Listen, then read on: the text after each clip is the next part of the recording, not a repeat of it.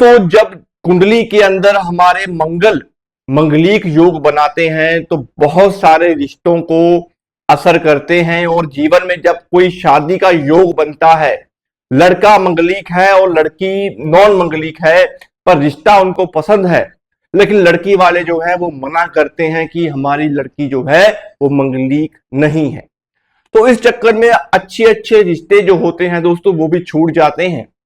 लेकिन मेरा मत आज मंगलिक को डिस्क्राइब करना है, मंगल की एनर्जी को डिस्क्राइब करना है और आपसे मैंने शेयर करना है क्या एक मंगलिक नॉन मंगलिक से शादी कर सकता है, उसके पीछे क्या क्या क्या व्याख्या रहेगी, उसी के ऊपर आज की वीडियो रखूंगा। और एक उपाय जो आपके मंगलिक योग को खत्म करता है और कुंडली में मंगल जितना भी बुरा बैठा होगा उसको भी ठीक कर देगा। तो सनी मलिक एस्ट्रो में आपका वेलकम, सनी मलिक लाल खिताब में आपका वेलकम, एस्ट्रो गाइड मलिक में आपका वेलकम। दोस्तों, प्यार और सपोर्ट की बड़ी जरूरत है, तो फॉलो किए बिना मत जाइएगा। और किसी भी प्रश्न का जवाब चाहिए तो आप कमेंट में मैसेज कर सकते हैं। दोस्तों, बात कर रहा हूं मंगलिक की। पहले तो आप दोस्तों एक चीज याद रखिएगा कि मंगलिक और आंशिक मंगलिक ये दो चीजें हैं। बहुत सारी कुंडलियां आती हैं और लोग कहते हैं कि हमारा लड़का या लड़की आंशिक मंगलिक है। दोस्तों, आंशिक कुछ नहीं होता, मंगलिक जो होता है वो 100% ही होता है। अब मंगलिक बनता कैसे है? जन्म कुंडली के अंदर अगर आपका मंगल लगन में बैठा है, चौथे घर में बैठा है, सातवें घर में बैठा है, या कुंडली के 8वें घर में बैठा है, कुंडली के 12वें घर में बैठा है, तो ये योग आपका मंगलिक योग है। ये पूर्णतः लगन से मंगलिक है और 100% मंगलिक है। अगर आपके चंद्रमा से मंगल की जो संबंध है वो 8वां बनता है या चौथा बनता है या फिर 12वां बनता है, तब भी हम राशि से इसको मंगलिक कह सकते हैं, लेकिन लगन से नहीं कहेंगे। और असर जो होता है ग्रहों का दोस्तों वो राशि से कम लगन से ज्यादा होता है। तो पहली बात तो आपने ये चीज देख लेनी है कि आपका मंगल कहां पे बैठा है। दोस्तों, दूसरी चीज क्या नोट करनी है, अगर आपका मंगल चौथा 8वां है तो ये बद मंगल होता है, बहुत बुरा मंगल होता है, बदी का सरदार होता है और भयानक मंगलिक होता है। वहीं पे अगर आपका मंगल लगन में है, 7वें घर में है, 12वें घर में है तो ये भी मंगलिक, लेकिन इसका असर बहुत नेक होता है, बहुत अच्छा होता है और जीवन में कुछ करने वाला होता है। दोस्तों, तीसरी कंडीशन में अगर कुंडली में आपका सूर्य शनि का ग्रहण है या कुंडली में मंगल बद है, बहुत सारी वीडियोस मेरी मंगल बद के ऊपर चैनल के ऊपर अपलोड है, आप देख सकते हैं कि कुंडली में अगर मंगल बद बना है और कुंडली में मंगल भी आपका चौथे और 8वें का है, तो ये बहुत भयानक युति होती है दोस्तों, बदी का सरदार होता है। ऐसे केस के अंदर कभी भी मंगलिक को नॉन मंगलिक से शादी भूल के भी नहीं करनी चाहिए। ये एक मत होता है कि जिसका भी मंगल बद होगा, मंगल खराब होगा, वो दूसरे की जिंदगी भी सत्यानाश कर देगा।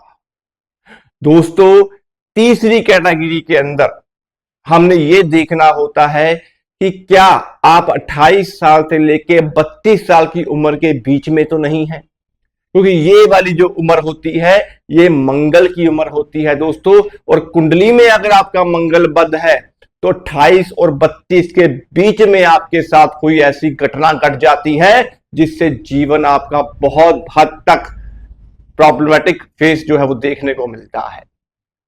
दोस्तों, मंगल एनर्जी है, मंगल आग है, मंगल फायर एलिमेंट है। दोस्तों, जीवन में अगर आप धन कमाना चाहते हैं तो लोगों का जुमावड़ा, लोगों की सपोर्ट मंगल है। बिना लोगों के जुड़े होने से आप अपना सोशल कनेक्शंस जो है वो नहीं बढ़ा सकते। मंगल खुशियां हैं दोस्तों, मंगल आपकी बाजू है, मंगल घर के अंदर छोटा भाई है, मंगल आपके खून के संबंधित सभी रिश्ते हैं। और मियां बीबी के अंदर अगर कोई झगड़ा बन जाता है तो उसमें लड़ाई जो फाइटिंग होती है वो मंगल की देन होती है।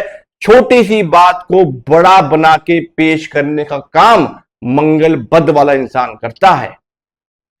तो इस चीज को नोट करिएगा, चाहे आप लड़के हैं चाहे आप लड़की हैं, तो दोनों सिनेरियो को देखें कि दोनों कुंडलियों में मंगल बद तो नहीं बना हुआ। अगर मंगल बद बना हुआ है तो उस रिश्ते को ठुकरा दें, वो जीवन में आगे जाके आपके लिए परेशानी बन सकता है। तीसरा और सबसे जरूरी, मंगल ने तो फाइटिंग करवानी है, मंगल ने तो प्यार भी करवाना है, लेकिन शादी को बचाने का जो काम होता है, शादी की गृहस्थी को चलाने का जो काम होता है, वो होता है शुक्र के ऊपर।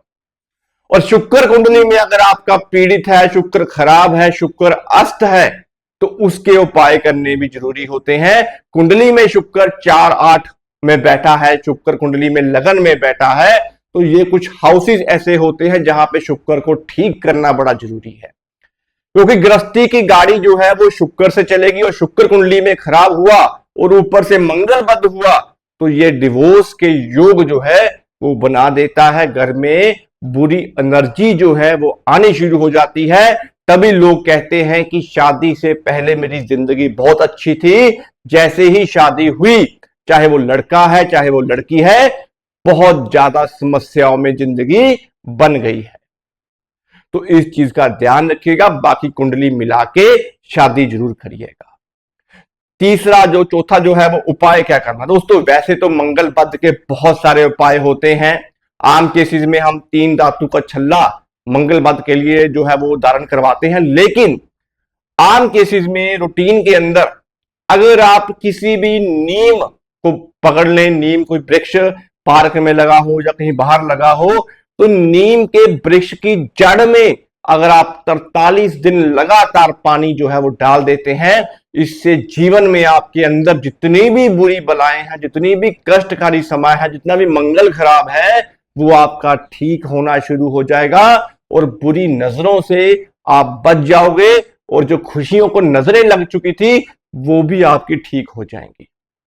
ये उपाय अगर आपकी शादी हो चुकी है तब भी आप करें, और शादी नहीं हो रही है तब भी आप ये उपाय करें। जीवन में आपको बदलाव जो है वो 1-1.5 महीने के अंदर ही देखने को मिल जाएगा।